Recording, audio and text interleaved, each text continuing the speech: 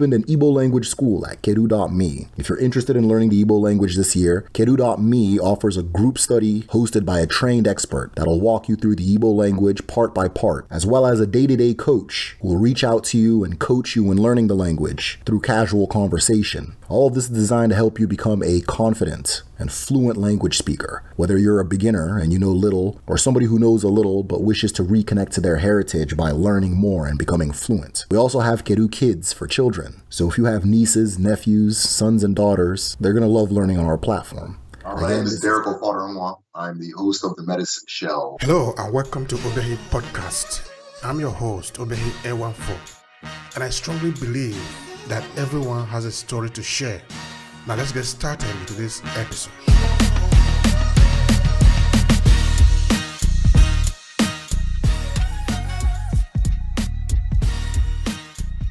Where I teach and research Igbo spirituality, popularly known as Odinani or Odinani Igbo, if you want to be fancy. I'm also the founder of Kedu.me, which is an Igbo language school. Has a very unique approach to teaching language. So all in all, I am a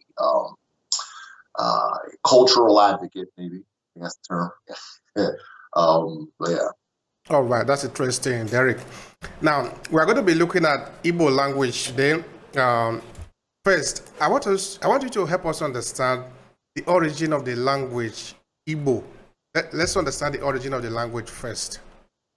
No, that's a very, very interesting question, and I like how you started with the hardest possible question somebody can ask. So, the origin of the Igbo language is historically it's still a mystery, right?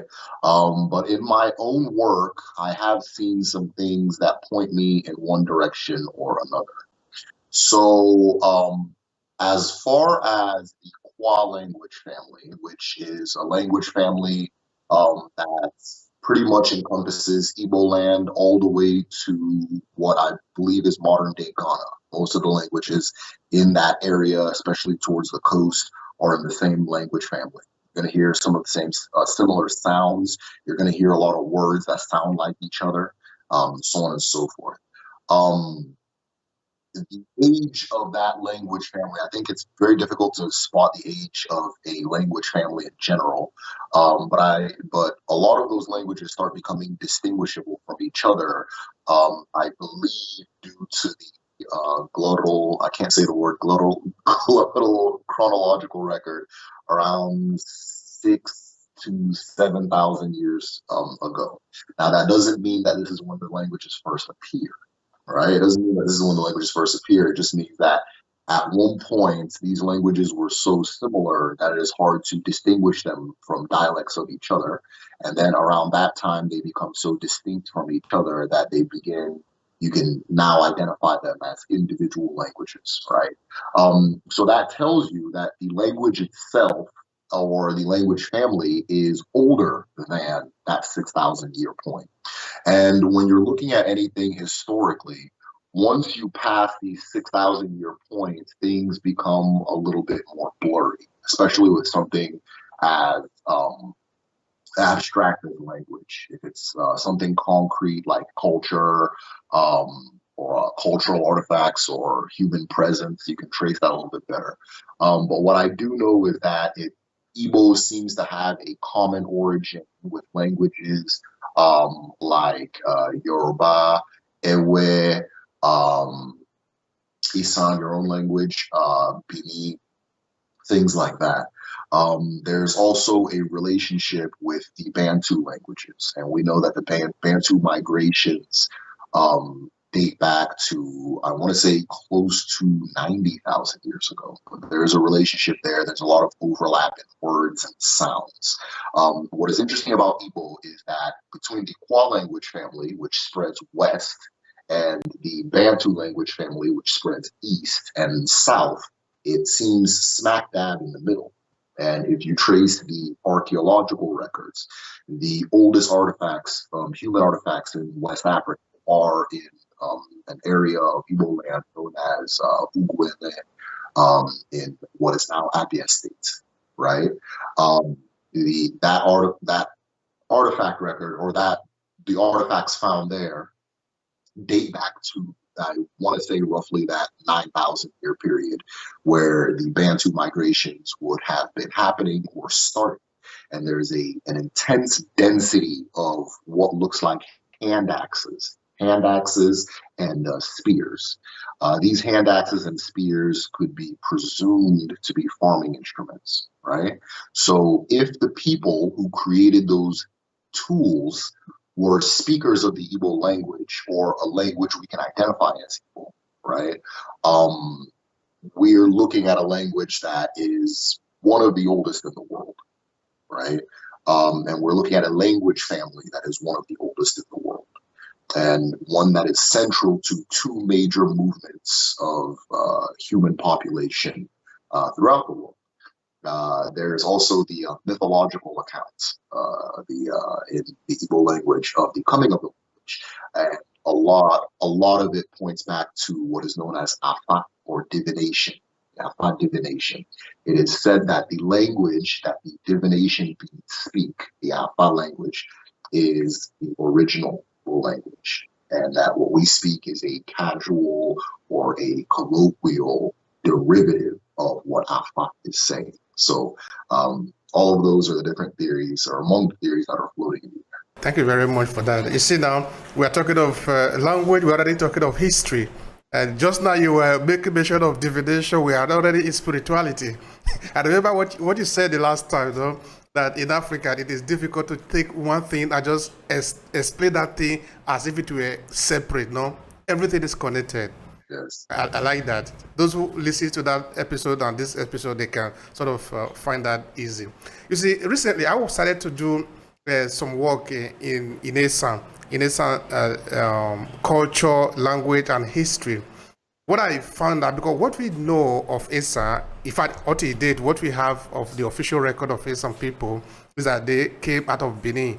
And they came out of Benin, of course, at the time of one of the Obas of Benin who had a very stringent rule at the time of money. It broke out a lot of law, so people ran away from Benin. But of course, we are talking of only less than 600, 700 years ago. So, but the point now is that in my research, what I found is that there are archaeological records of up to 3,000 years of history in Esan. Okay, now that become even challenging now to talk about. The person who did the study is in Moscow. I contacted him. I said, "Hey, come on, can we work on this again?" Well, he told me he cannot because right now he's not working on the project, so he's not ready to speak on that. But that is okay, fine. I'm only trying to point out thing here that from the surface, it appeared that we are just here for only a few hundreds of years. But if we go deep now, we can understand that we have been here for a very long time. A very long time. This language has been forming, migration, people have been moving. It becomes very interesting now. I don't know how you, first of all, look at the historicity of our language to start with. How do you look at that? Esan is very interesting, and it falls under a lot of the patterns that you see when we tell history at home. Right? And then the West suffers from this too. It's great man theory, right? But in our case, it becomes a little bit more of a problem. So for example, typically people will say, oh, our people came from this place. Our people came from this place. When if you trace the story, it's always one specific person that came from that place. You understand? And then they say that once that person reaches, then our people come to that place. Well, who did he marry? Who did he interact with? All these different things. So what I think was that it was likely, and the reason I'm saying this is because in a lot of Igbo communities, we have the same thing that happens again and again. It was likely a famous man or a great man that came out of Benin and settled in Esan. And then from there, people then started saying later on down the line, this is the origin of the people. But like you said, if you trace the archaeological record, right, if we take away he said, she said, you go to the archaeological record, the age would not make sense, or the age of human settlement in that area would not make sense with this account. So it's very interesting too, because when it comes to Benin, there are several stories of great men being kicked out for one reason or another, or having a fight with the Oba and leaving. This is a consistent thing you see in that region, a very consistent storytelling in that region. And these stories take place about, like you said, about 600, between 600 years ago to roughly 200 to 300 at the most early, you know? And then again, you go back to those cultures and, you know, of course, they're a lot older than this, right? So I think that there was a period in time, and it's interesting too, because I'm working on a documentary called the Ekumeku Uprising, on the Ekumeku Uprising, right? I'm taking my time with it because I want this to be studio quality. I want to put my all into it. And one of the things I saw, I think I'm revealing this to you first, before anybody else. So you're getting the exclusive. But one of the things I saw Thanks for that. no problem, man, no problem. But one of the things I saw is, this is the exclusive, all over the world, not just in our area, that at the exact same time, it seems that the rich men and women started gaining more power than the people who have what I call ritual authority. So these are kings, queens, priests, so on and so forth. All of a sudden, the people who had more money started gaining more power than the people who you were just, because of culture, supposed to acknowledge as the leader. And what you hear in the exact same period, this is when all these stories where there was a great chief in Benin and the Oba was doing this and they didn't agree, and then he left and he settled here and left and settled there, left and settled there. I think the person being referred to in your story is probably from Isan originally. He went to Benin, maybe for business, maybe he was a chief or something like that, and they had a dispute, right? Because in this era, a lot of the men who were rich started becoming more powerful than the Oba, or started threatening his authority. And the response was a consistent kicking them out or killing them. There's a very famous story of a man, it was written by a Portuguese explorer. I think his name's Pereira or something like that. I'm not good with names. He was in Benin and he wrote his accounts of what he saw and so on and so forth. And he recalled a story where the Oba became jealous because many of his chiefs had bigger houses than him. And the Oba demanded that everybody level their house if it was taller than his. And all the chiefs agreed except one, right? This one chief was banished by force and the house was burnt down. And then that chief returned with an army and sacked what is, and again, I'm just trying to remember the number, sacked what is close to 1/3 of the town before he was finally stopped, or 1/3 of the city before he was stopped, right? So this person came from somewhere, because you don't leave and enter the bush where nobody's already settled and come back with an army. You know, people from all over the region and beyond came to Benin and settled. So I think the man you're referring to, or the man that they use to trace the origin of Isan and say that this is where you guys came from, he likely is like you and I, somebody who went abroad, right, and came back to his land. I don't think that he's the first in the culture, that kind of thing. Thank you for that. I just want to show you something here in the map. Okay, cool. This is Benin City. Yes. You see that Benin is almost a kind of a landlocked, no? Yeah. Now, this is the land of Esan. This is Urumi. You see something here now? This is River Niger. Yeah. If you enlarge this map again, you see that it actually tells you something here, no? All right, what I'm saying, what I want to just say there is that, of course, I'm not an archaeologist. I don't yet have any evidence to support that 3,000 years of history in Esan land compared to maybe what is in Benin, because at this time, there is nothing like the Empire of Benin yet, no? Because the Empire of Benin is something that came out much, much later now. So this requires a lot of work, you know, to really dig out the story. In fact, one of these, the opinion I was having is that probably this migration of people, of course, we didn't come out from the Atlantic Ocean. We came out probably through the river. And the river, you need to get to Esan before you can get to Benin. If you are maybe looking at it, like maybe you are going towards Lagos now or towards the south of Africa. So if we were to maybe go back to the ancient Silk Road, if we want to say where are we coming from, it begins to make sense now that the people from the Sahara Desert coming down towards the south, they probably, if they follow the river, because usually people, migration follow through the river, they most probably had settled in this land. But of course, again, it requires a lot of work to be able to dig it out. Who are these people? Where did they came from? Who did they mingle with? What did they do and all that? But I'm just like putting it out there because what you say make a lot of sense and it is very important, very interesting, which is the language that we are talking about today. How do language actually evolve? Because now people move, no? What we understand from Africa is a complex society, you know? Also a piece of land. This is where humanity was born.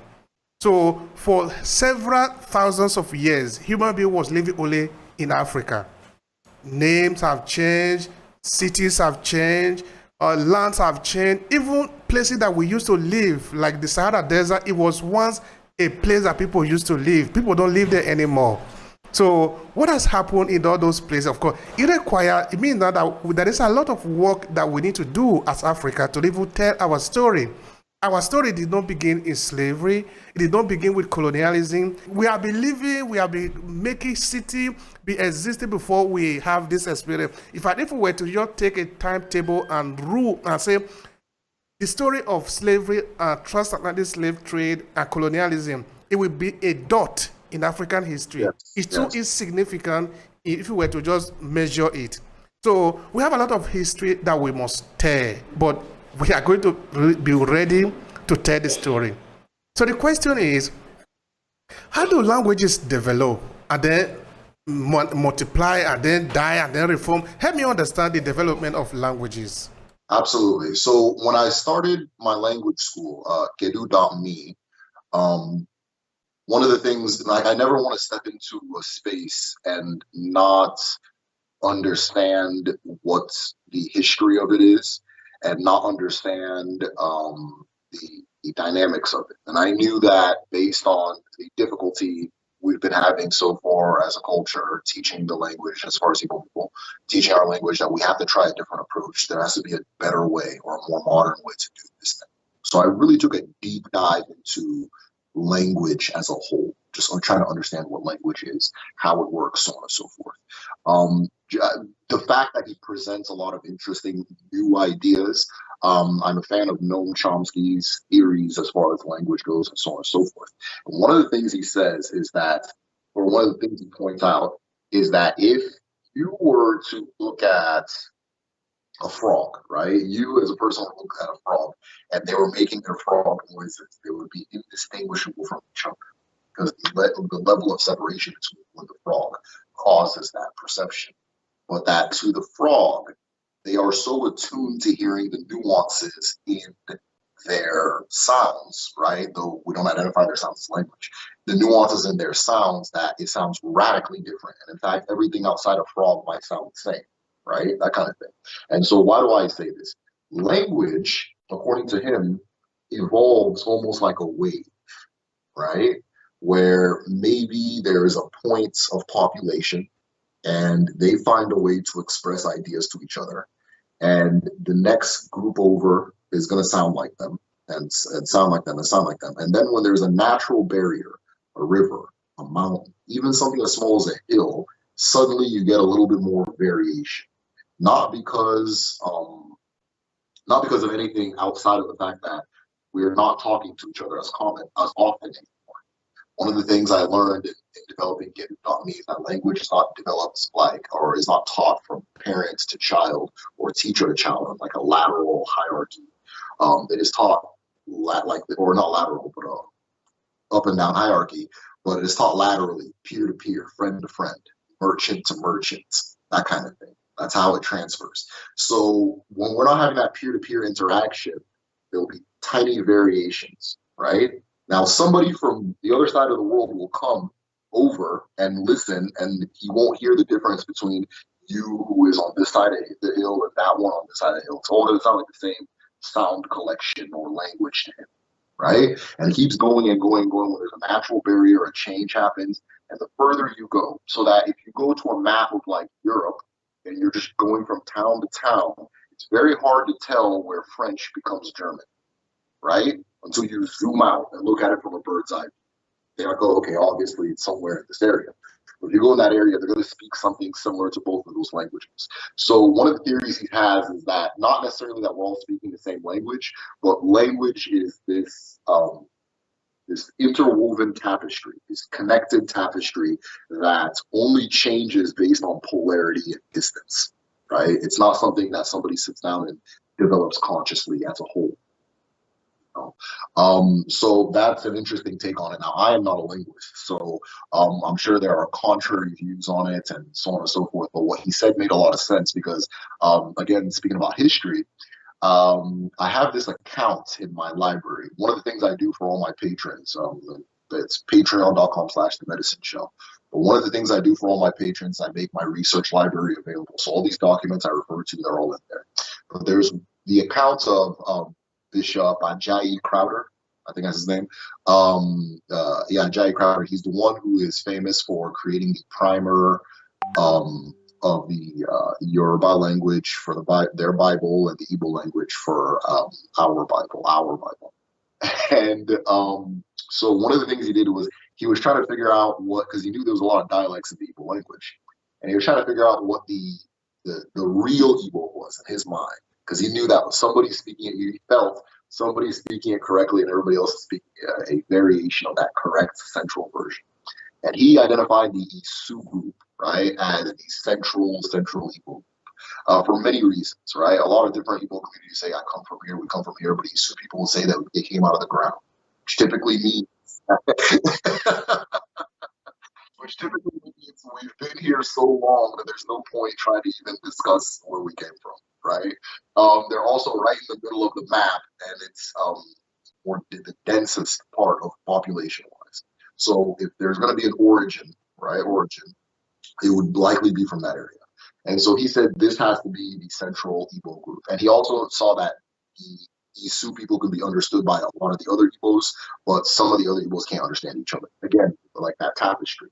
If there's a wave and I'm on the far east of that wave and you're on the far west, we're gonna have a hard time understanding each other. But we can both understand the person in the middle very well, or better than each other, right? And so based on all those context clues, he said this is the central group. Well, then he went to Onitsha and he had wrote a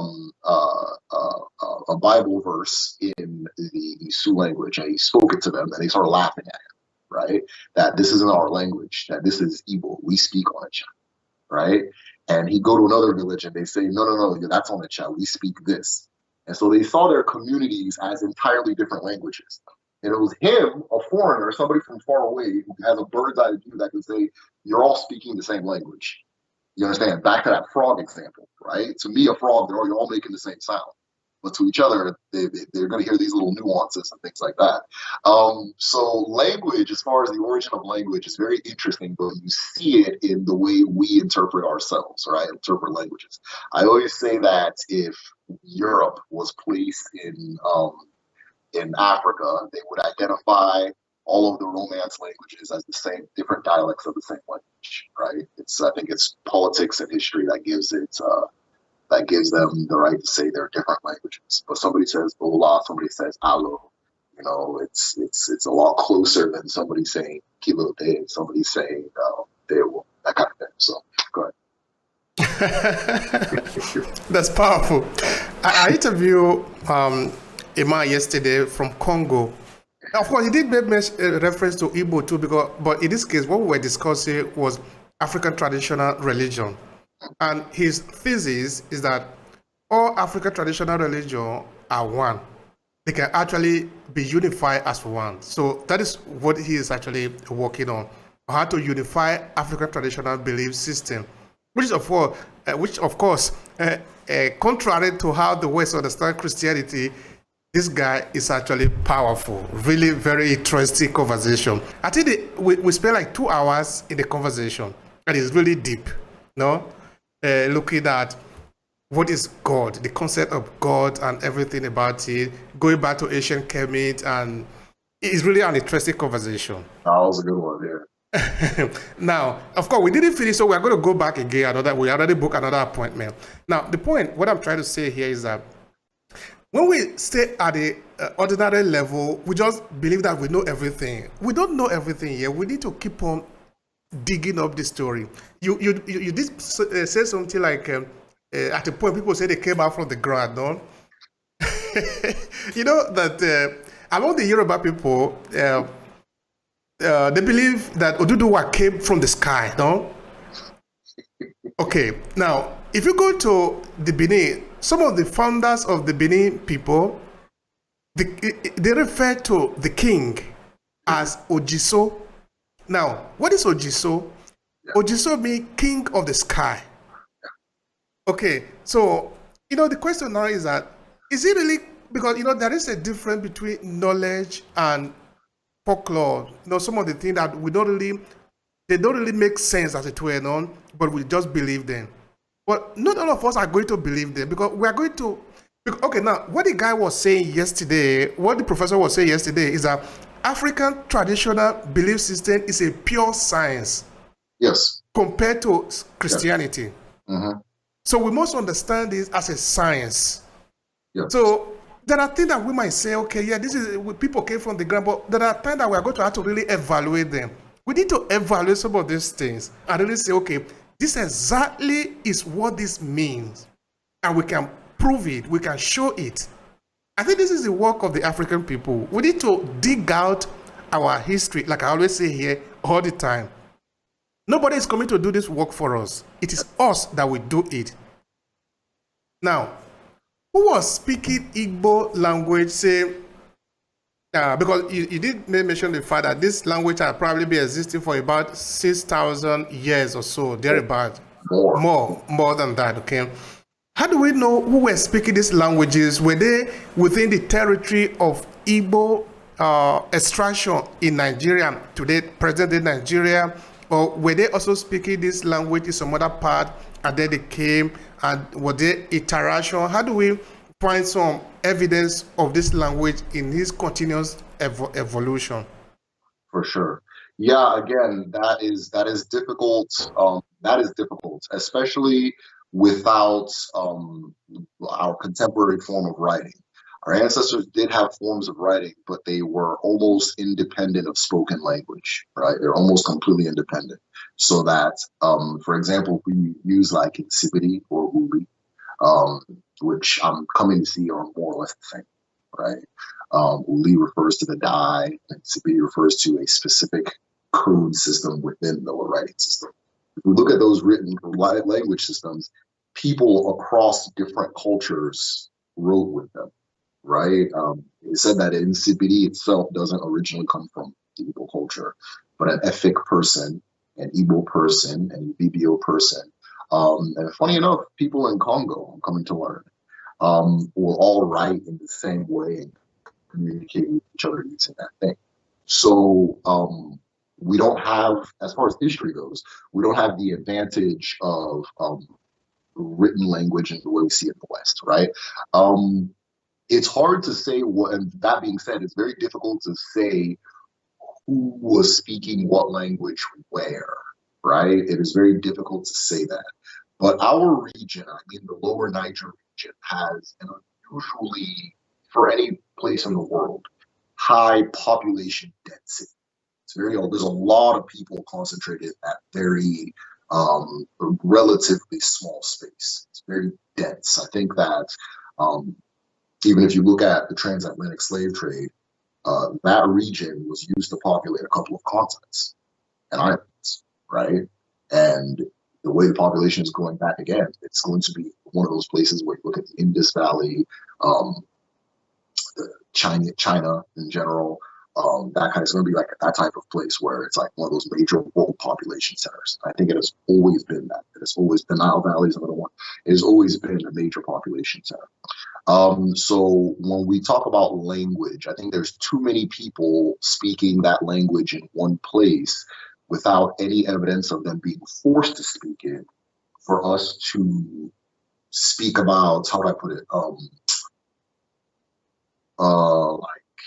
For us to assume something else was being spoken, for us to assume something else was being spoken in this place. I think, of course, the nature of words change And I think that there was a language that nearly, not all of them, but nearly every language in that region was speaking that was mutually intelligible until fairly recent history, right? I think there was a common language that we were speaking, and I have a lot of evidence to that, right? One of the smaller examples I can give is, for example, now, how do you say woman in your language? Oho. Oh, okay, that's different. In Yoruba, it's iya, right? Or something similar like that, iya, right? And so Igbo people, we say, oh, ours is wine. It's different. Iya, wine. It's different. But that iya, that IYA, is still lingering around in some Igbo words, right? With a slightly different shape. So a congress of wives is Binyam, Inyam, Iya, Inyam, right? Even the word wine, Iya is there, wine. Before you conclude that, Iye. Iye in our place, meaning, okay, that is coming from Benin now, meaning mother. Okay, you can get it. It's turning all around again. In the Akwa Ibom region, it's Iyom, something like that. Iyom with an M, right? And so when you see these things, and the word mother tells you a lot about languages, right? Because you're in Europe now. I don't, just about anywhere you go in Europe, there may be exceptions like Hungary and Finland just because their language group is different. The word for mother is going to be roughly mutually intelligible. This one's going to say mama, this one's going to say Mia, this one's going to say mom, this one's going to say mom. That word is so core to the human being, right? That it's one of the words that when you're tracing language, it changes very little geographically. As that's spreading, you're going to really see it with words like mother, right? Another one is, as far as Europe goes, it's father, right? It's father, potter, all these different things are all going to produce different sounds that in the end are not that different. How do you say father in your place? Father, nna. Father in our place, we say Abba. Abba.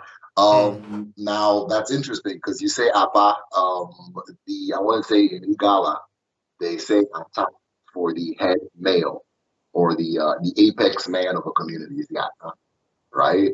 So you see these things. You understand? Well, your friend from Congo, I would love to watch that interview. What your friend from Congo was referring to as far as this commonality, he's very much on the mark. And anybody who's looked into it as deeply as I have walks out saying the same thing. And he's saying, look, this is what I'm saying. Let's just make it official, right? And I agree with him. I agree with him. It's very interesting. Please go. No, I completely agree with them because again, when you look at these things, the lines start blurring. Those lines become more and more superficial. Again, like the frog example, right? Like the frog example. To us, they're all saying the same thing. To each other, they know this one means I'm trying to mate. This one means I'm trying to do this. This one means I'm hungry. This one means there's danger, that kind of thing. But to me, it just sounds like rivet. You understand? And then if aliens came and listened to us, we'd probably be making the exact same noises in their ear, right? But to us, we're speaking all these diverse languages. Well, in Africa's case, right, because we're all close to each other, it shrinks even more, right? My biggest tool, my number one tool in my research is language. The Igbo language has taught me more than any researcher or anything because it's all right there. It's all right there. It's powerful. Yeah, go ahead. It's powerful. Language is powerful. Yeah. And I think we should really be very serious about conserving this language, not only for us, but also for generation yet unborn. Because it's a window. It's a window to understand the people. It's very important. Tell me, please go.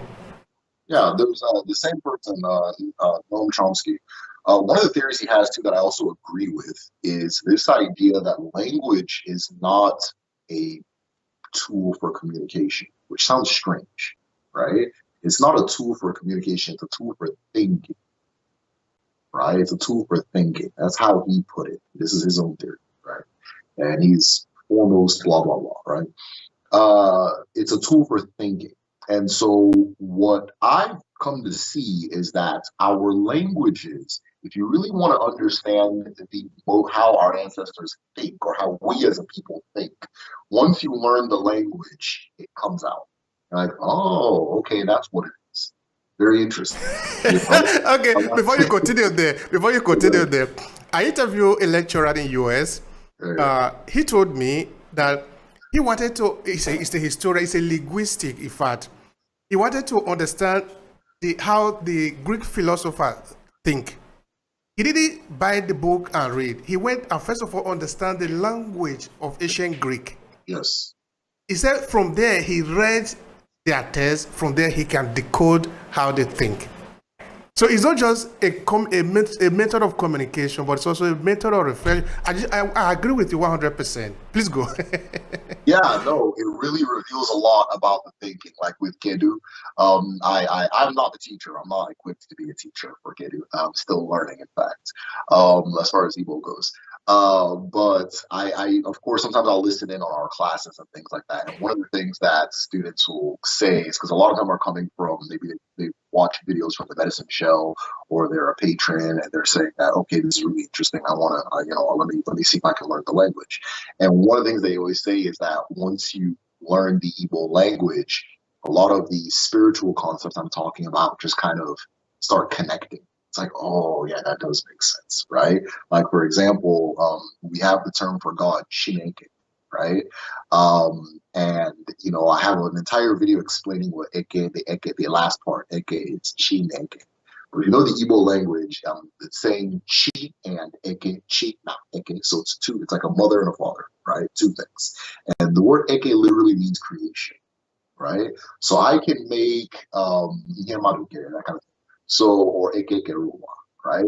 And so if I can make a 50-minute video explaining what eke is, but if you spoke the language, it already clicks automatically. You understand? So all these different concepts just kind of click automatically, right? Click automatically. And once you know the language, Amadioha, right? People say, oh, Amadioha, he's the god of thunder, da, da, da, da, da. But then what does Amadioha? And Amadi is a lord or a free man. Oha means the people. So Amadioha literally means free man of the people or the will of the people, the representative of the people. Like when you send a congressman to represent you, that's Amadioha. And all of a sudden the concept just opens up like, oh, whoa, they're not talking about thunder. Now they're talking about Martin Luther King. Now they're talking about, let's say, Gandhi. They're talking about Napoleon. They're talking about, then when you hear things like Amadioha is the god of war, yeah, of course, because we send our men to go, our Amadioha to go and do that thing for us, and it becomes less mystical. You gotta realize this is a science. They're not talking about what you think they're talking about without knowing the language. Once you know the language, it just opens itself up. There's this really great video on YouTube. I'm trying to find it still. They're asking this very old woman, what does Amadioha mean? She's like, this is Amadioha. Oh, this is Amadioha. If you were Amadioha, you would be like that kind of, But if you ask somebody who doesn't speak the language, say, oh, he's the god of thunder. Thunder, which is also one of his attributes, right? But the language gives it a whole different gravity. It's true. It's true. Very, very important. All right. Another thing I'm sort of curious about too is a script. You see, I think as Africa, we have been over miseducated for too long that we don't even believe that anything we have has any value. Like you thought of the CBD, for example. Talking of African script and languages, Igbo in this case, what can you say about that? Yeah, thank you for that. So what's interesting about the Igbo language is that there are actually several scripts, but these scripts all have very specific function. And most of the time, they are typically codes of secret communication, right? Most of the time, not all the time, but most. The most accessible and common is what we are now calling Uli, right? Uli. Now, Uli is interesting because it was said that in the past it was specifically women who wrote in this Uli language. And one of the most common uses of Uli is in decorating decorating yourself, like makeup, all kind of thing. But when you look at it, there'll be specific like shapes, and these shapes will be consistent and so forth, right? Like in Uli, the word for eke, that same eke I was talking about, is spiral, right? And then the word for akaraka, which is the word for akaraka is like very, very, very literally etchings on your palm, but it is like it's how your future is understood, is greater unseen, past, present, future, right? Your akaraka, destiny, your origins, all that stuff, like your script, it's also the same spiral. Now, if you understand the cosmology, you'll know why they're the same symbol, that type of thing. So Uli is that's an example of some notes, some tough symbols in Uli. But Uli is very interesting because it seems to me that whatever Uli is, Insibidi and the rest of them are built on top of that. And Uli is very accessible specifically to women, whereas the rest are used by men. And then once it's held by men, it now becomes a secret language. And this is just a pattern that I saw that I found was really interesting. But that being said, it was very rare that our ancestors, I'm speaking about Igbo specifically, used writing to record history. And it's interesting because you would think if they have it, the next instinct would be to use it to record history, especially in a place where ancestors are so important, right? So that is interesting. That's something that's worth looking at because the option was there, but it wasn't taken, right? And now with these languages floating around, again, we talk about like Benin, for example. Benin was a very cosmopolitan place. It had people from all over the place. It had people who wrote in Arabic. There were people who wrote in Portuguese, all these different languages. But again, writing is not used to record history again, which is interesting. But what you do see are the bronzes, right? The very famous bronzes that have the different scenes of life and cosmic imagination of the Benin people just over time, so on and so forth, the Benin bronzes and so forth. In Igbo land, a lot of history gets recorded through many methods, one of which is ritual, another which is masquerade, so on and so forth. But for some reason, our ancestors didn't use writing to write down history. The closest account that I have seen was the recording of a court case, the writing down of a court case in Igbo land. But what was interesting about that court case was that it was written in the sand originally, and it was a European that transcribed it onto paper because he wanted to take the earth and show them this is what they're talking about. So when was that case? This had to have been in the early 1900s.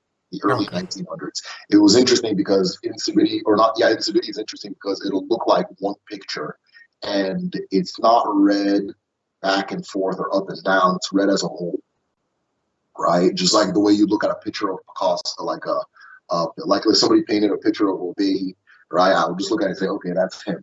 I wouldn't scan it. Okay, this is my kind of. So you look at it as a whole, and it's interesting. I have a video on my channel called Insibidi Explain, where I write down the court case. I retranscribe it, and I show the audience, this is what the writing looked like and how they did their court cases. And so that was one of the only times I saw like a specific recording of history using writing. So again, I would be very interested in knowing why that decision was made because the option was there. But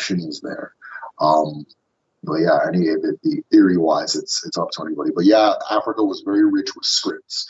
From East to West Africa, you'll find different examples and types and methods of scripts.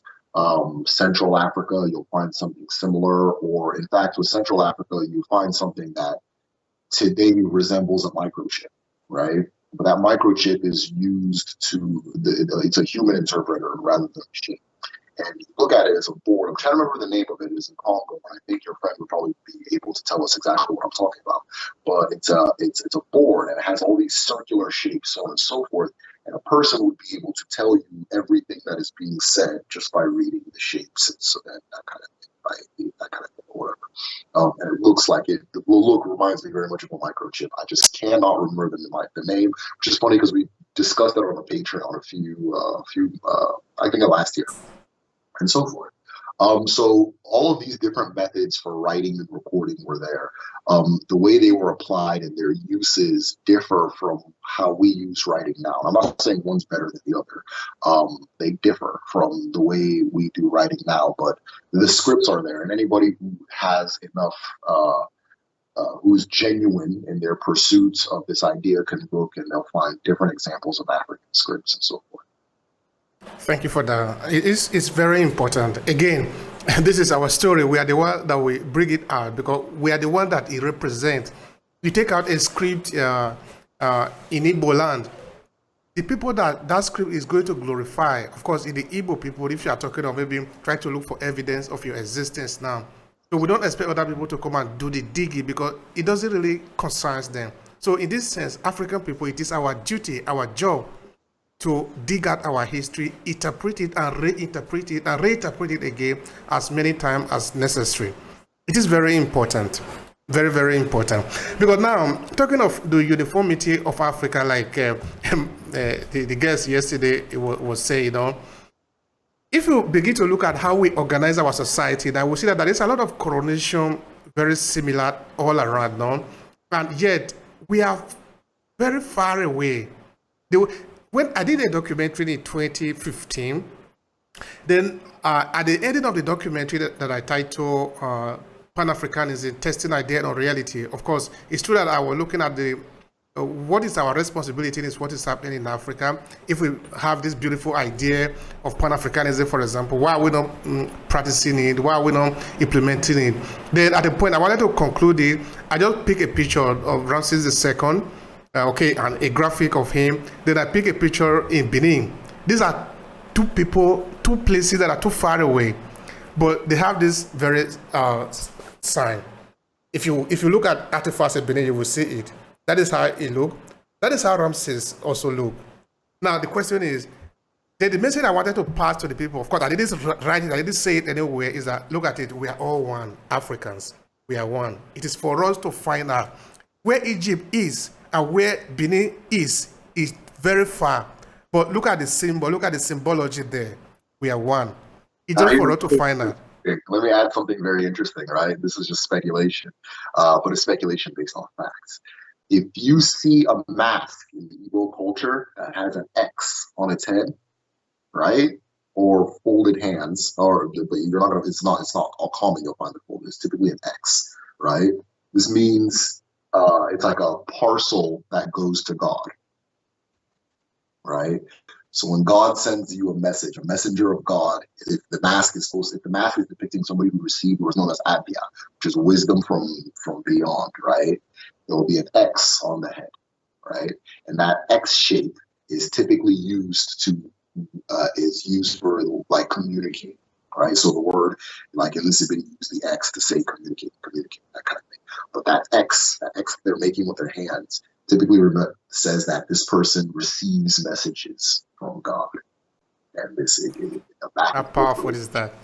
It's very powerful, right? And then you now see these burial sounds, sites, and so forth, where the person will now make an X with their hand, specifically if they are in the role of being the Ogumo, the mouth of the spirits, which were the Pharaoh, the Oba, the Obi.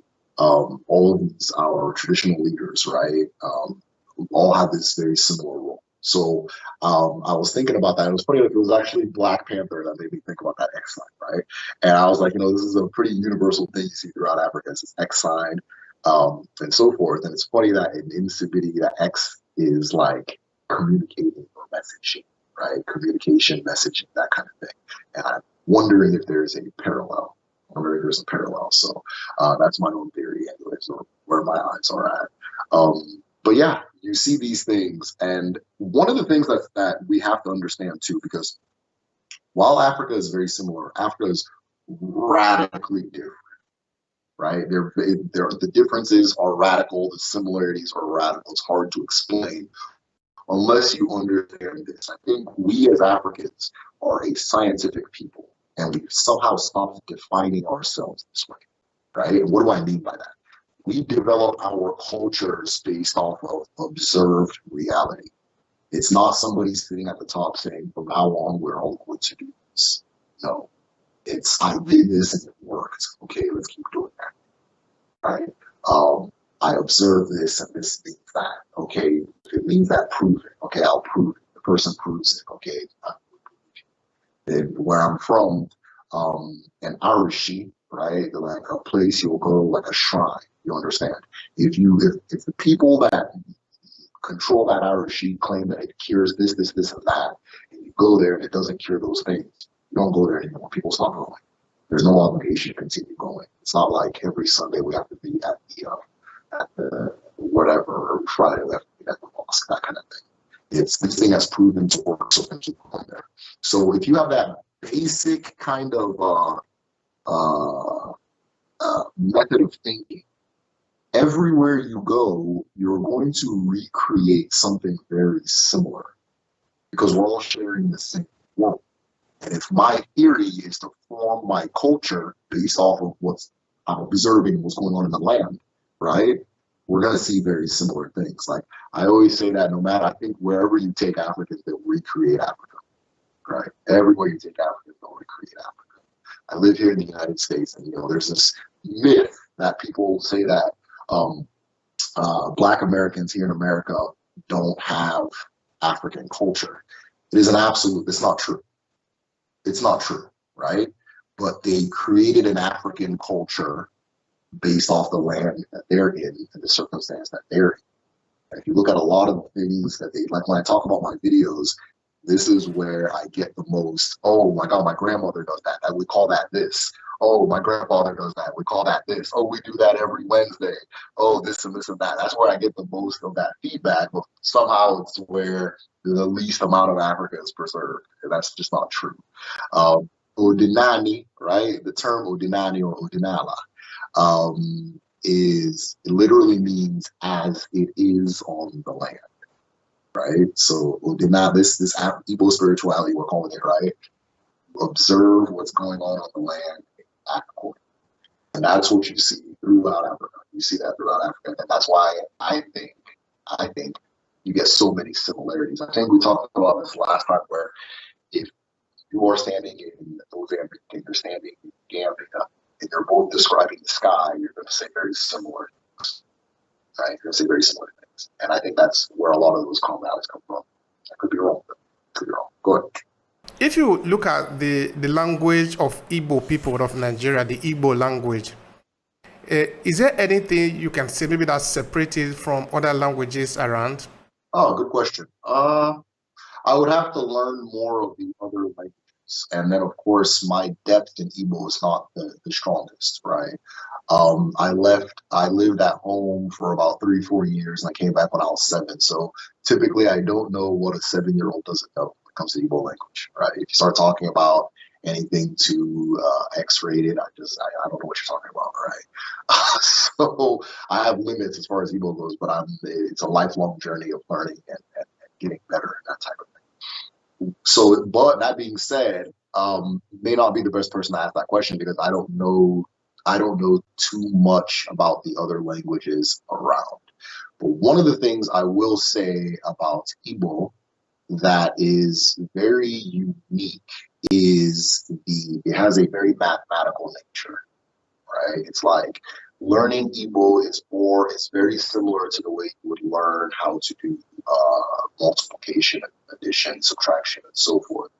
Why do I say this? Because in really looking at it, I saw that all of the words were either onomatopoeia, which is a sound turned into a word, right? Or like, for example, camp, that kind of thing, simple. So it's either that, and that's the more rare situation, or it is a conjugation of a verb, right? So that if you learn 20 verbs in the Igbo language, you will learn an infinite amount of words, right? An infinite amount of words, which is very similar to mathematics, where if you learn 0 to 9, those digits 0 to 9, you now can create an infinite amount of numbers, right? So I'll try to think of an example. Okay, for example, Udinala, right? You go to the first sound, the Udi, right? Udi, right? Udi is di is like a state, like a how something is, a state of being, right? A state of being. If you put an O in front of it, Udi, it's almost like situation or status, or not status like rank, but like what is the status of the weather in California, that kind of thing. Right? That kind of thing. But that ODI describes that. If you replace the O with a U, it becomes Udi, right? Udi is like an era. Like an era. What is the state of being in time? Right? Udi, state of being in time. And you can just take any word and you can just do that. Like you take the verb, di, or whatever verb it is, ga, ga. Uga is also like an era or an epoch, right? The different ages of time. We talk about the Renaissance there. All those are uga and uga, right? And then ga itself is like movement. Ga, to go, is go, ga, movement, that kind of thing. So you take those verbs and you put something in front of it, it becomes something new that is related to that verb. It changes the nature of that verb, but it puts the verb in a new context, right? One of the most loud and clear examples is like agon, right? Agon. People, there's this argument among Igbo people whether agon means lion or leopard. It means leopard. Stop that lion. So it means leopard. So, but if you say agon just casually, you can be saying leopard, right? If you say agon, is wind. Now I'm talking about the leopard of the sky. This is a hawk or a falcon. If I say agni, now I'm talking about the agon of the river, which is a crocodile, right? So then what is that word agon? You see how it's used like mathematics. So I take 9 and I put a 0 behind it, it's 90. If I put 2 zeros, it's 900, that kind of thing. Now, what is that agon? It's hard to define, but it's whatever all of them have in common. And what I saw that they all have in common is that, one, they're the apex predator in all of those terrains, right? And then 2, they have the ability to function on all forms. Like, so agon can fight you on land, they can fight you in the water, it can fight you in the air. Agon, the leopard, can fight you in the air, it can fight you on the ground, it can fight you in the water. A crocodile can fight you in land, air, water. If you see a crocodile climb a tree, it will blow your mind, but they are excellent climbers, right? That kind of thing. And they can leap and do all kinds of crazy stuff. So that's one thing I thought they all had in common.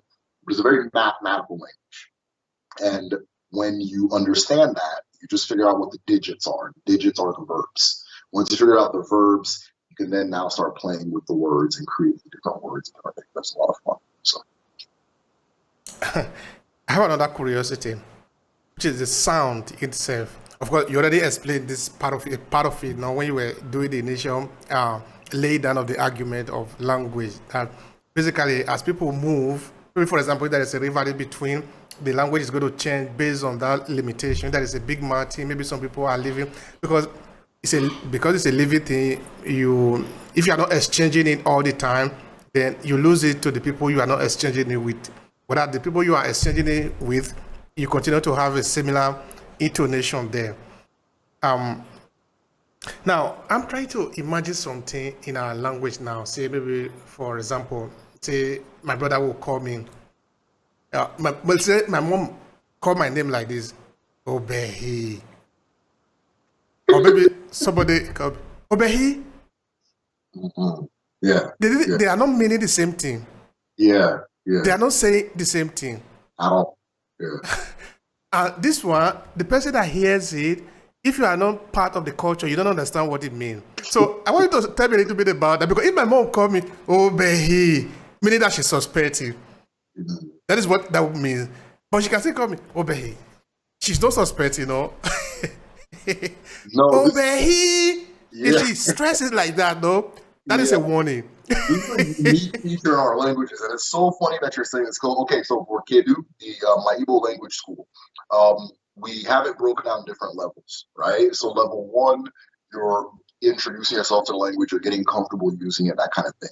Level two, you're working on sounding more native, like a native speaker. You're working on being more nuanced and smooth in your delivery and that kind of. And one of the things I've found that I've had to make sure that people learn, especially at level two, is that the way you say things completely affects the meaning. And that our languages, and I say our languages because the same language family, so I'm assuming the rules are similar. Our languages they're not said, they're sung, right? I think we get into this Western mode of, oh, it's a tonal language, so this is the uptone, this is the downtone, which is fine. If that's how you want to learn it, that's fine. But if you think about it like a song, rather than what, Ndi Beke, foreigners use to do language, it'll make a lot more, it'll start clicking a lot faster. Now, how do I say this? Or how do I make this? If I say, obey, right? And then that somebody has to now say what I just said. If they say obey, they've said something different. You actually have to sing it in the rhythm that I said, right? So if there's a song that goes, this is Thriller, na na na. You can't just say this is Thriller, na na na. We're not doing the same thing. You have to sing this is Thriller, na na. You have to do that. So okay, now we're saying the same thing. And so if you think about our languages, the one thing it cracks the code for a lot of people I've come to see. It's like with our teachers in Kedu, they don't say repeat after me. They say sing it the way I'm singing. Sing it because That's interesting. yeah, the number one relationship English speaking people have with tone is in music. They know that the way you say the word is important in song. So now is the same thing in Igbo. Now, what do you hear often when a lot of foreigners hear our language? Oh, it sounds like music. Oh, it sounds like that person singing. So if you step outside, way, way, way outside, you can hear that musicality. But we who speak it every day, it's so natural that we don't even think about it. We don't even think about it. And so, yeah, that's what we focus on Igbo too, is learning that song, learning to sing the language. And like you said, with Igbo language, right? If you say the way you say something, your emotion in saying something changes the meaning, and that emotion is important, right? So, and one of the things we always emphasize too at the Igbo 2 level is that when you speak the language, use your body. Use your voice. You open your mouth. You don't when you speak English. You use everything. You open your mouth. You feel free. You understand? Because all of that is going to let you act out the word. So you know the meaning. You know your name changes meaning based on your mother's emotion because she's going to put the emotion in the language.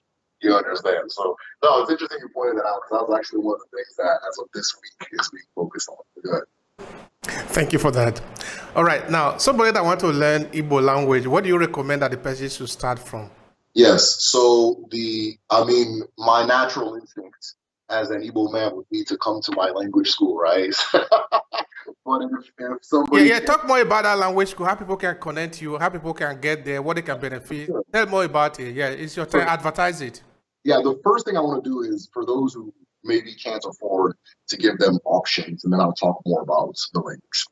So if you cannot afford, or like maybe it's just not convenient for you at the time, and you want to start learning the language, the best thing to do is find somebody who speaks the language, who's willing to just have conversation, and preferably somebody roughly your age, and preferably somebody of the same gender. All of these things are important, and it helps you transfer language faster.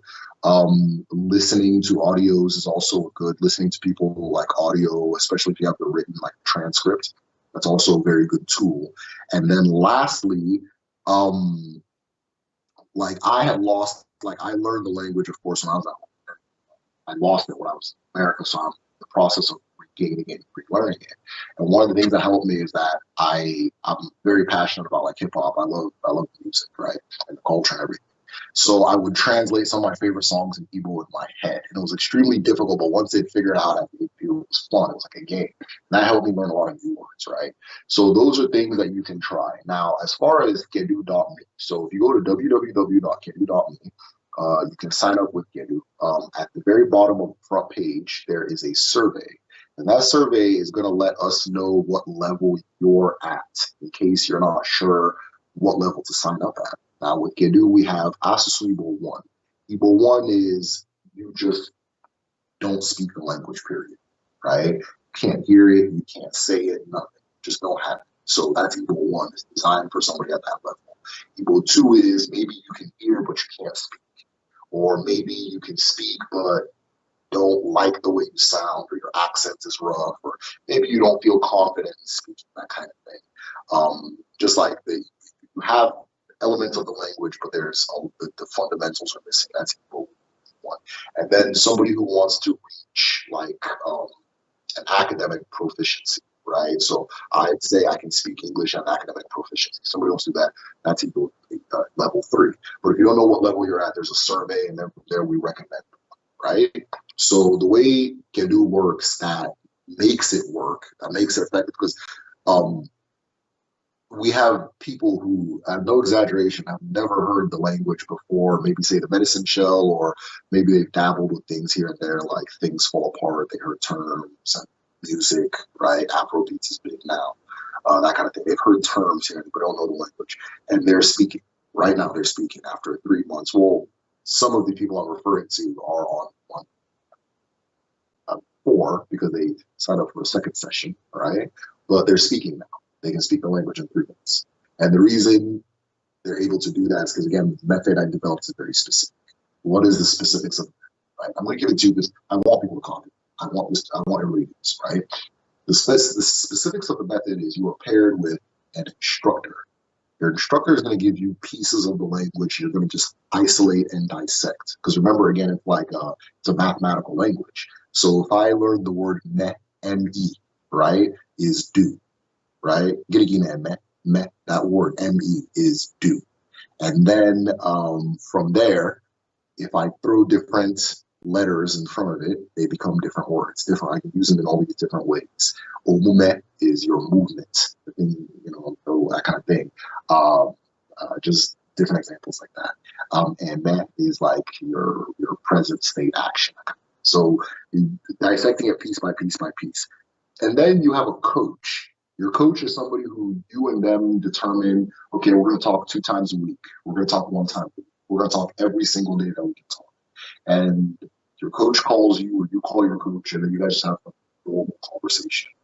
Nothing academic. Oh, wow, work is stressing me out today. Okay, I'm tired of being single. I'm about to do this Tinder app. You just have a normal conversation, right? And the pairing of those 2 things creates a situation where you learn the language very fast, right? So all that is at www.kedu.me. This is a method that I've developed with about 2 years of research into language itself. And then, of course, pairing the students with just phenomenal teachers. Right now, our coach is Uju. Uju is there's not a topic in the world that Uju can't comfortably sit down and talk to you in, and so forth. When people sign up for Kedu, it's funny because they always go, okay, maybe I'll do coaching once a week, and they talk to her twice, and ultimately they want to do it 5 days. You understand? And then, of course, our instructor, Chimezie, who is a folklorist, so has very rich and intimate understanding of the language on a cosmological level, on a historical level, all these different things. Just brilliant. So I make sure that that's the quality of teacher and coach that I pair people with, and so forth. So yeah. It is important that people, we have talked about the language, people know where to go so they can improve their language. They can learn it. Why not? Even other people can come to the school and learn the language, correct? For sure. Yeah, for sure. Okay. So it's open for everybody. I never anticipated it to be an entirely Igbo project, Igbo, right? At this point, who knows who's who. But it's an entirely Igbo project. So about typically 30 to 40% of our students are non-Igbo people. And when I say non-Igbo people, I mean like what the casual person referred to as an Igbo person, which is if it's diaspora, then like 1 or 2 generations removed. But I consider people who are descendants of slavery as no different from myself as far as being a person or whatever group that they identify with, right? Because I mean, what's my son gonna say? His grandfather came from Nigeria. So then how is he? You know what I mean? If they don't count, my son doesn't count. That doesn't make any sense, right? That type of thing. So, but yeah, typically about 30 to 40% of the people have honestly never heard the Igbo language before. All right. Thank you so much for that. Now, what would be your final thought here in the conversation that we had today? We have talked, of course, the beauty of our language, Igbo language in this case. Of course, we also dabble into a few things related to the language, of course, because like we already established here, in Africa, nothing exists in isolation. Everything is connected. So if we are talking of language, suddenly we are talking also of other things. No, that is very important. I don't want to go into the philosophy of that in my language too, because that is how it is. It's general in Africa, no. So, what would be your conclusion to terminate the conversation? Yeah. So again, my primary thing is I am a researcher. Um, I'm a student teacher, so I'm constantly learning about Igbo spirituality, cosmology, culture, everything, and bringing it forward on the medicine shell. And I'll say this 100 times. My number one resource is language. When we're talking about the recording of history, things like that, what is very nice about our languages in Africa is that, and I'm going to ask you a question, I'm sure yours is going to be the same, is that if you want anything you want to learn, it's already encoded in the language, right? It's already there in the language. You don't need to, very little verification needs to be done, right? If I say Sharpie, Sharpie, I mean, it's what it is. That's how history is, culture, everything is done in our language. It's all right there. It's almost right there. So when somebody explains the topic and then you say the words, like, oh yeah, duh, that's specifically saying, right? I'll ask you this. Have you noticed that oftentimes when people at home are trying to argue or explain culture, they will use the word as proof? Do you understand what I mean? Like, say, like if they're trying to, I'm trying to think of an example. So if they say, I'm trying to think of an example. Okay, like Equinsu, for example. I'll use like Equinsu. Equinsu is used to translate as the devil by church people. You understand? But we know that there's another meaning to Equinsu. And Equinsu literally says, Equinsu, what you will happen. What you will happen. This doesn't sound like the devil. This now is something else. But when people get into this argument, what does Equinsu mean? The person with sense will typically go, Gemunti. You understand? Listen to me. Equinsu, what you will happen. And then now, all of a sudden, okay, maybe that doesn't devil, maybe it's something else. What does it mean? Then we now talk about it. Oftentimes when we start discussing, the West will go, okay, cite your sources. You go get the paper and you'll go find the little thing according to David Milton, that kind of thing. The way we do it at home is we'll often take the word itself. You know what I'm saying? Like the word itself, because our languages are not buried by layers. English is buried by layers of colonialism, right? It's Germanic, and then there was a Norse period, so that buries things. And then there's, of course, the Greek and the Roman. And so when somebody says something like macrophage, if I don't know, I want to say Greek or Latin. I want to. If I don't know that language, I have to now go to a dictionary. Macrophage is when a large cell begins eating or a smaller cell or whatever it is, right? But the word macrophage literally means big eater in Latin, but it could be Greek. I'm not sure. It means big eater, right? Now in English, because there's these layers of colonialism, right? These layers of whatever, Had you just said that in English, you would need to explain to me it means big ear. But then that's how African languages are. We still have this advantage. This is why I think it's important to preserve our languages.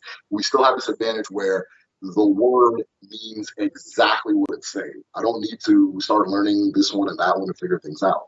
So that if we begin now teaching in our languages, if we begin applying, using, because once we start doing science and technology, we switch to English. Once we start fixing a car, we switch to English, right?